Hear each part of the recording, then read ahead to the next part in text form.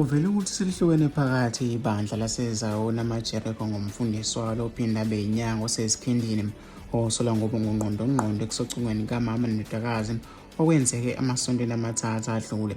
Umnumzane Simpiwe Abraham Mhlaba oneminyaka ngo-54 ubevele enkantolo yemantshi yaseNtuzuma ngomsombuluko usolwa ngokubulala inkosazane Patricia Jeza oneminyaka ngo-48 nendodakazi yakhe inkosazane Queen Jeza oneminyaka ngo-28.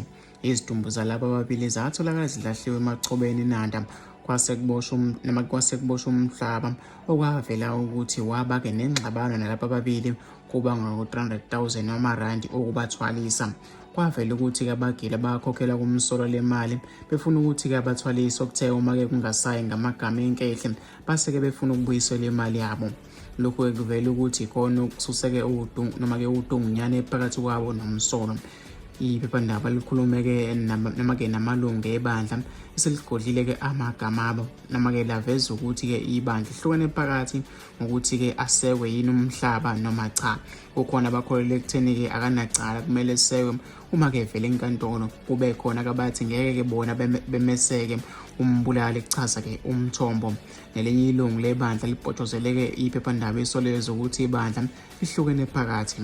Umsolwa waziwa-ke ngokuphila impilo ewubukhazikhazi uhlala-ke emzini oyisitezo useNanda uhamba-ke ngonyavunyavu lwemoto noma-ke ngonyavunyavu lwemoto lohlobo-ke lwe-Range Rover olubhalwe isibongo sakhe. Umsolwa ngumfowabo wenyanga eshone ngonyaka odlule uMnumzane Samuel Mhlaba owayedume ngokwelapha uzodwa wabantu. Ngesikhathi engena-ke enkantolo umsolwa ubebonakala-ke ekhululekile efake ihembe lemnyama egundeke nembunculo.